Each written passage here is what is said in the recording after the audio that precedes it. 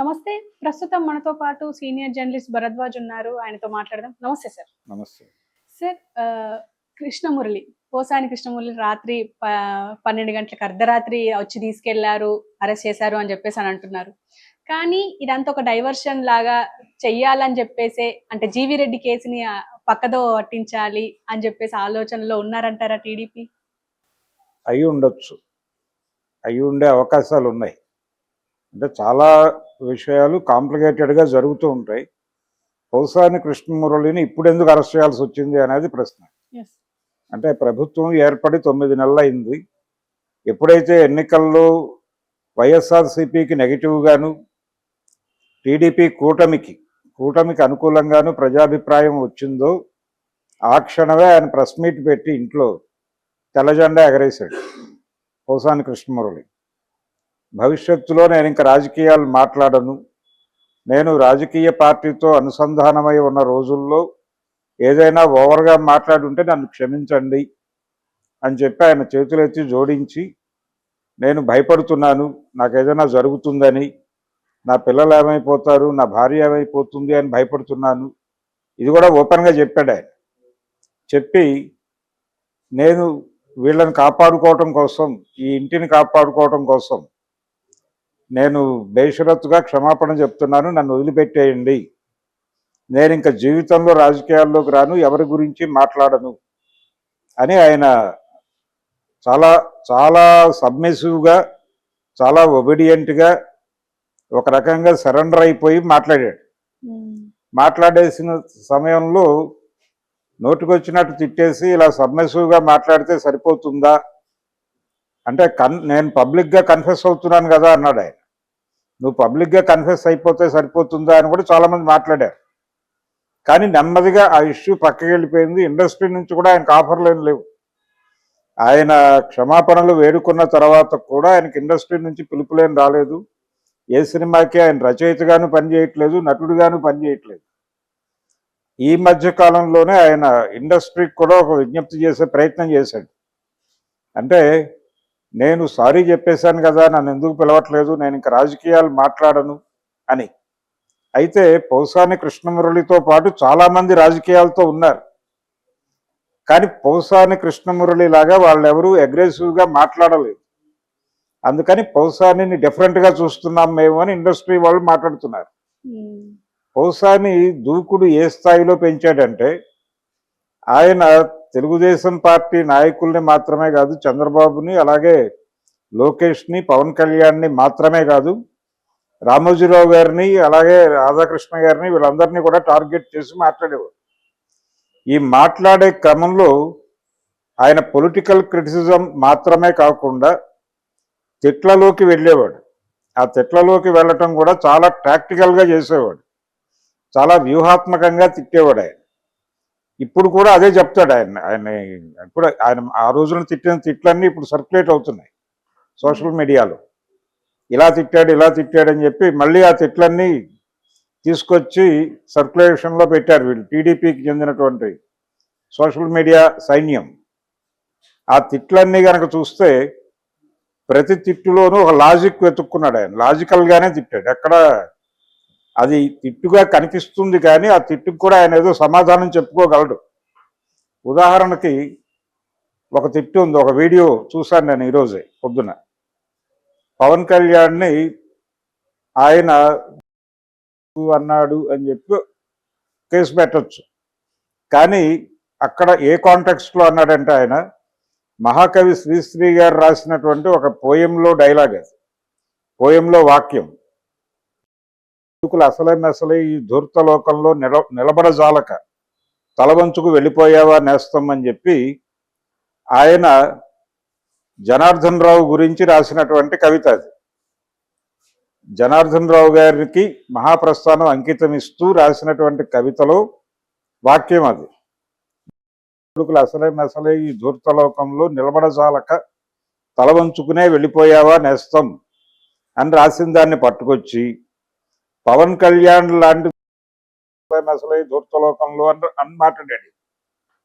ఇప్పుడు అక్కడికి తీసుకెళ్లి విచారణలో నువ్వు పవన్ కళ్యాణ్ ఇలా తిట్టావు అంటే అది నా తిట్టు కాదండి, మహాకవి శ్రీశ్రీ గారి పోయంలోంచి ఆ వాక్యం తీసి ఇక్కడ ఉటంకించాను తప్ప నాకేం తెలియదు అంటాడు ఈయన. ఇలాంటివే దాదాపు ఆయన తిట్టిన తిట్లన్నీ. రామోజీరావు గారి దగ్గర ఆయన పనిచేశాడు కొంతకాలం మార్గదర్శిలో. ఆ మార్గదర్శిలో పనిచేస్తూ ఉండగా తన చేత అక్రమాలు చేయించే ప్రయత్నం చేశాడు రామోజీరావు అనేది ఎస్టాబ్లిష్ చేస్తూ ఆయన కొన్ని వందల వీడియోల్లో మాట్లాడాడు. అదే కంటెంట్.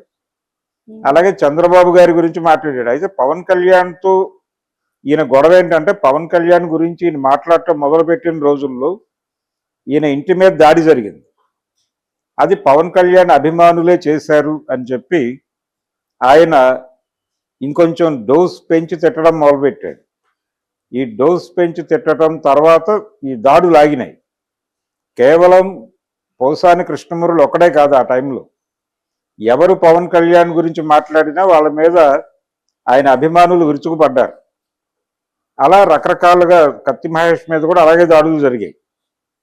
ఎప్పుడైతే ఈ దాడులు జరిగాయో ఆ తర్వాత ఆయన పవన్ కళ్యాణ్ పర్సనల్ ఏరియాకి వెళ్ళి మాట్లాడటం మొదలుపెట్టాడు. ఆయన పెళ్లిళ్ళ గురించి మాట్లాడాడు, విడాకుల గురించి మాట్లాడాడు, ఆయన ఇష్టం వచ్చినట్టు రెచ్చిపోయాడు. ఆయనే కాదు, ఆ టైంలో వైసీపీ ఆ టైమే కాదు ఇప్పటికీ అధినాయకుడు జగన్మోహన్ రెడ్డి కూడా పబ్లిక్ డయాస్ మీద పవన్ కళ్యాణ్ని విమర్శించాల్సి వస్తే ఈ విడాకులు పెళ్లిళ్ళు తప్ప ఇంకోటి మాట్లాడేవాడు కాదు. ఆయన పొలిటికల్ క్రిటిసిజం ఉంటుంది. ఆ పొలిటికల్ క్రిటిసిజం చేయకుండా పర్సనల్ జీవితం గురించి మాట్లాడటం తప్పు. ఆ తప్పు జగన్మోహన్ రెడ్డి చేశాడు. జగన్మోహన్ రెడ్డి నుంచి ప్రేరణ పొంది పోసాని కృష్ణమురళి చేశాడు. పైగా పోసాని కృష్ణమురళి ఆ రోజున ఏపీ ఫిలిం డెవలప్మెంట్ కార్పొరేషన్ చైర్మన్గా ఉన్నాడు. ఒక కీలక పదవిలో ఉండి సినిమా పరిశ్రమని కలుపుకుని వెళ్లాల్సిన పనిలో ఉండి ఆయన ఇండస్ట్రీలో ఒక సెక్షన్ని, ఒక బలమైన సెక్షన్ మీద దాడి చేసే ప్రయత్నం చేశాడు. అది చాలామందిని గాయపరిచింది. అయితే అదంతా చరిత్ర. ఈయనకు తెలుసు, పోసాని కృష్ణమురళికి తెలుసు, ఒకవేళ తెలుగుదేశం పార్టీ అధికారంలోకి వస్తే, లేదు కూటమి అధికారంలోకి వస్తే, కూటమిలో కీలక భాగస్వాములు తెలుగుదేశం, జనసేన, ఈ రెండు పార్టీల నాయకుల్ని ఆయన నోటికి వచ్చినట్టు మాట్లాడాడు. ఈ దాడి జరుగుతుందనే ఉద్దేశంతోనే ఆయన తెల్లజెండా ఎగరేశాడు. ఇమ్మీడియట్గా రిజల్ట్ వచ్చిన వెంటనే తన ఇంటికి అందరినీ పిలిపించుకుని, అప్పటికి ఆయన అరెస్టు జరుగుతుంది అని ట్రోల్ జరుగుతోంది. దాదాపు మీడియాలో రోజుకొక వార్త సర్క్యులేట్ అవటం మొదలైంది. ఈ క్రమంలోనే ఈయన తెల్లజెండా ఎగరేసి క్షమాపణలు చెప్పేసి ఇంక నాకే సంబంధం లేదు అని చెప్పి తప్పుకునే ప్రయత్నం చేశాడు. అలాంటిది ఇంతకాలం తర్వాత, 9 నెలల తర్వాత ఇప్పుడు పోసాని ఎందుకు గుర్తొచ్చాడు వీళ్ళకి అంటే, వల్లభనేని వంశీ ఆల్రెడీ లోపలికి వెళ్ళిపోయాడు. ఆయన మీద కూడా ఇదే గొడవ. ఇప్పుడు పోసాని బయటకు వస్తాడా రాడా అనేది కూడా అనుమానమే. ఎందుకంటే ఈరోజు ఆయన్ని రైల్వే కోడూరు హాస్పిటల్కి తీసుకెళ్తున్నారు. హాస్పిటల్లో చూపించటం అంటేనే ఆల్మోస్ట్ రిమాండ్కి పంపించడం లాంటిది. రిమాండ్కి పంపించే ఉద్దేశంతోనే అలా తీసుకెళ్తారు. తీసుకెళ్ళిన తర్వాత కోర్టుకు కూడా పెట్టేసి ఉంటారు. ఈ పాటికి కోర్టుకు పెట్టేస్తే రిమాండ్ రాస్తే వెళ్ళిపోతాడు. పీటీ వారెంట్స్ వస్తాయి. రాష్ట్రం నలుమూలల నుంచి ఈ ప్రోగ్రాం ఉంది. ఇప్పుడు ఈ కేసులు నాలుగు మూలలా ఉన్నాయి ఆయన మీద. కొన్ని చోట్ల సిఐడి దర్యాప్తు జరుగుతున్నటువంటి కేసుల్లో కూడా ఈయన ఇన్వాల్వ్ అయి ఉన్నాడు పోసాని. కాబట్టి ఆ కేసుల్లో కూడా వారెంట్లు వస్తాయి. వారెంట్లు వచ్చాక ఈయన్ని వాయిదాలకు తిప్పుతారు అన్ని చోట్ల. ఈ అన్ని కేసుల్లో అన్ని కోర్టుల్లోనూ బెయిళ్లు తీసుకుని అన్ని చోట్ల షూరిటీలు పెడితే తప్ప బయటకు రాని ఒక పరిస్థితి క్రియేట్ చేశారు అతను. కాబట్టి పోసాని ఇమ్మీడియట్గా ఈ రోజే బయటకు వచ్చేస్తాడని చెప్పలేము. ఈ రోజు రాకపోవచ్చు, బెయిల్ వచ్చే అవకాశం ఉంది, కానీ మిగిలిన కేసుల్లో కూడా రావాలి. అప్పుడు మాత్రమే బయటకు వస్తాడు. ఈ ప్రోగ్రాం అంతా దేనికి జరుగుతోంది? ఆల్రెడీ వైసీపీ దాడి మొదలుపెట్టింది. ఇది జీవిరెడ్డి కూడా ఆల్రెడీ ఆయన వెనక్కి లాక్కొచ్చే ప్రయత్నం ఒకటి జరుగుతోంది. ఆయన్ని తిరిగి టీడీపీ వైపు అట్రాక్ట్ చేసే ప్రయత్నం జరుగుతోంది. ఆయన నో చెప్తున్నాడు. పైగా చంద్రబాబు మీద కొంచెం హార్ష్గానే మాట్లాడుతున్నాడు ఆయన అనేది వినిపిస్తోంది. ఇవి బయటకు రాకుండా ఉండటం కోసమే ఇప్పుడు పోసాని అరెస్ట్ జరిగింది అనేది, అలా జరిగి ఉంటుంది అనుకోవడానికి బలమైన ఆధారం అయితే ఉంది. డెఫినెట్గా పోసాని చేసింది చిన్న తప్పేం కాదు, అది పెద్ద తప్పే. ఆయన కాన్స్టిట్యూషనల్ వైలేషన్ కూడా పాల్పడ్డాడు. ఆయనే కాదు, జగన్మోహన్ రెడ్డి కూడా.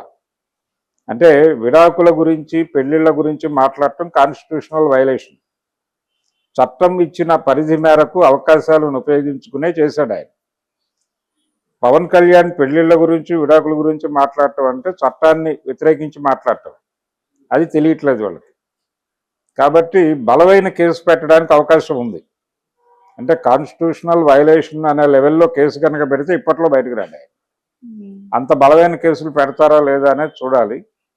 అయితే పోసాని ఈ లోపే మాట్లాడుకుంటాడు, డీల్ మాట్లాడుకుంటాడు. అయ్యా నన్ను ఏం చేయమంటారో చెప్పండి, అది చేసేస్తాను. ఏం మాట్లాడమంటారో చెప్పండి, అది చేస్తాను. అండర్టేకింగ్ రాయటానికి సిద్ధపడి ఉన్నాడు ఆయన. అండర్టేకింగ్ రాయించుకుని అతను వదిలిపెట్టేసే అవకాశాలు కూడా ఉన్నాయి. కానీ ఎందుకు ఇప్పుడు ఈ గొడవ చేస్తున్నారు అంటే ఖచ్చితంగా జీవీ రెడ్డి వ్యవహారాన్ని డైవర్ట్ చేయడం కోసమే అని కొంతమంది మాట్లాడుతున్నారు. అదొకటే కాదు, తెలుగుదేశం పార్టీ లోపల ఉన్నటువంటి అసంతృప్తిని కూడా కంట్రోల్ చేయటం కోసం అనేది ఒక ప్రోగ్రాం. అంటే ఈ అరెస్టులు జరిగి తీరాలి, చాలా మందిని అరెస్ట్ చేయాలి అని చెప్పి ఒక డిమాండ్ ఉంది. అంటే వైసీపీ టైంలో తెలుగుదేశం పార్టీ మీద దాడులు చేసిన వాళ్ళని మనం ఉపేక్షించాలా, పగ తీర్చుకోవద్దా, పగ పచ్చిగానే ఉంది ఇంకా అని మాట్లాడుతున్న వాళ్ళు ఉన్నారు అక్కడ. కాబట్టి వాళ్ళ గొంతుల్ని వాళ్ళని సంతృప్తి పరచడానికి, ఆ గొంతులకి బలమైన వాహకంగా కొన్ని పత్రికలు నిలబడి ఉన్నాయి. ఆంధ్రజ్యోతి లాంటి పత్రిక రెగ్యులర్గా ఇలాంటి వాదనలకి కొంచెం ఊతమిచ్చి వార్తలు రాస్తున్నారు. అందుకని వీళ్ళని కొంత కంట్రోల్ చేయటం అనే ప్రోగ్రాం కూడా ఉంది అరెస్ట్ వెనకాల. మేము ఎవరిని ఉపేక్షించం. నెక్స్ట్ రోజా అంటున్నారు, నెక్స్ట్ రోజా, తర్వాత గుడివాడ కొడాలి నాని, వీళ్ళందరూ ఉన్నారు లైన్లో. చివరి వరుసలో అంటే లాస్ట్ పేరుగా ఆయనది వినిపిస్తోంది మచిలీపట్నం నాని, పేరుని నాని. ఆళ్ల నాని ఆల్రెడీ తెల్లజెండా ఎగరేసి వెళ్ళిపోయాడు కాబట్టి అతన్ని ఇరికించకపోవచ్చు. కానీ ఈ ఇద్దరు నానీలకి అయితే ఉంది, గ్యారంటీగా వాళ్ళిద్దరూ రాడార్లో ఉన్నారు అనే మాట వినిపిస్తోంది. కానీ ఇమ్మీడియట్గా జరగదేమో అనుకుంటున్నాను నేను. అంటే ఏదో ఒక ప్రయోజనం ఉంటే తప్ప అరెస్టులు చేయట్లేదు చంద్రబాబు నాయుడు గారు. చంద్రబాబు నాయుడు గారు ఒక అరెస్ట్ చేశారంటే దాని వెనకాల ఖచ్చితంగా ఏదో వ్యూహం ఉంది అనే అనుమానం ప్రజలలో ఉంది. అది నిజం కూడా. ఈ అరెస్టు కూడా వ్యూహాత్మకంగానే చేశారు వాళ్ళు. ఒకటి ఇప్పుడు జరుగుతున్నటువంటి గొడవ, అలాగే ఈ సూపర్ 6 గురించి అసెంబ్లీ వేదికగా జరిగిన గొడవ, ఈ పగ సాధింపు కార్యక్రమంలో అసంతృప్తులని సంతృప్తిపరచటం, ఇవన్నీ లింక్ చేసి పోసాని మీద ఒక కేసు పెట్టారు. ఆయన రేపో ఎల్లుండో ఒక అండర్టేకింగ్ రాసేసి కాళ్ళకి దండం పెట్టేసి బయటకు వచ్చేస్తాడు. ఇది అవసరం పోసానికి కూడా. అంటే ఇప్పుడు జైలుకు వెళ్ళి క్షమాపణలు చెప్పుకుని బయటకు వచ్చేస్తే